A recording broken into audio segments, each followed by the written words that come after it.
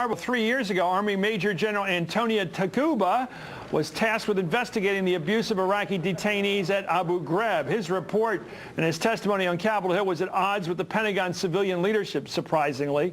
And now he says he was told to retire after 34 years of service. Did General Taguba's investigation into the Abu Ghraib scandal end his military career? And did former Defense Secretary Donald Rumsfeld and his inner circle prevent Taguba from looking further up the chain of command? Seymour Hersh interviewed General Taguba in this week's New Yorker magazine. Well, what's the answer to that question? Oh, yeah, was this guy smashed for telling the truth? Oh, sure. What else? You always go after the messenger, shoot the messenger, which is his words.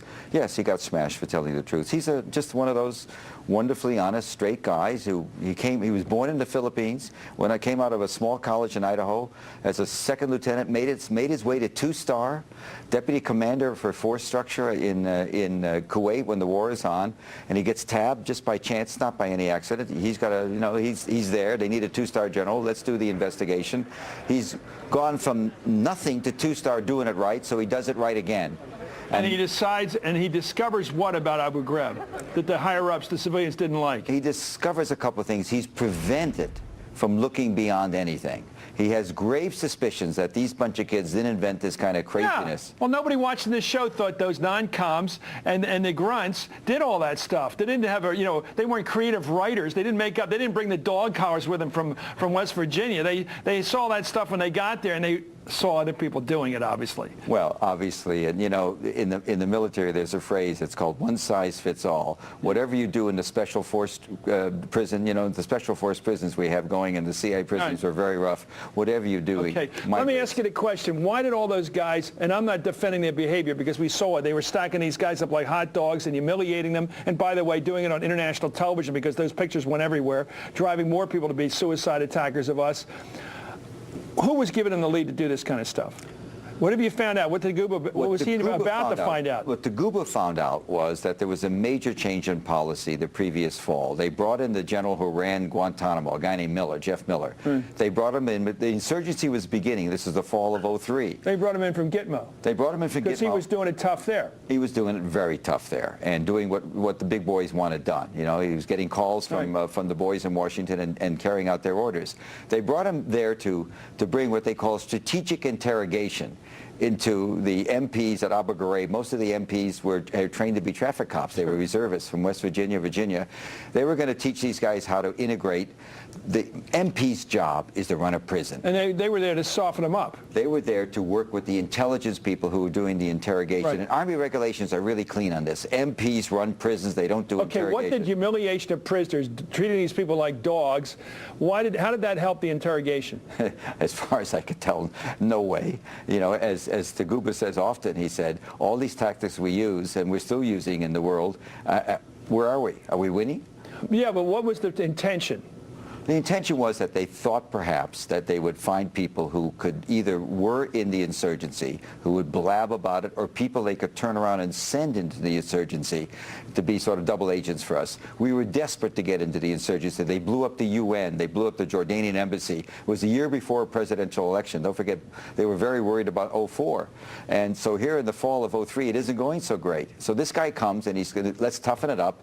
Let's start whacking these people around. Let them do what they want. Whose idea at the Pentagon? Was this Cambone's idea? Was it higher up than him? Well, was it Feith? Who were the usual suspects here? The usual suspect is Rummy, Cheney, and the president. Right. Come on, who else? They all have a story now. The story that goes now, Rummy's story, then this really drove Taguba up the wall. Rummy goes and testifies on May 7th before, he's sworn testimony before the House Senate Armed Services Committee and later to the House Armed Services Committee. If I'd only known.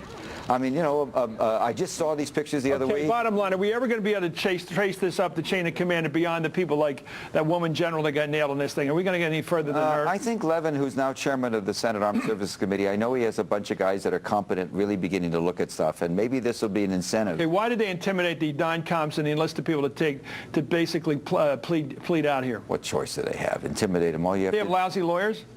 No, they had pretty good lawyers. What are you going to do? You did it because they did it. I mean, they did dumb stuff. Yeah, but couldn't they say they saw the higher-ups do it? That they saw it being done weekdays? They did it at night? It doesn't matter what they say. They did it. They did bad stuff, and they were caught. And they were caught on film. And they're facing 20 years, so they pled to 3 or something. Well, they were on film. The only question. I understand. Yeah, okay. It's bad news for our country, that Abu Ghraib thing, wasn't it? It was bad news for our attempt to try to mollify the Middle East and to try to win over whatever support we can in that part of the world, isn't it? And it's bad news that we still haven't come face to face with what we did and who's responsible. Let me say one thing to you. The President of the United States was told about Abu Ghraib very early, and what did he do about it?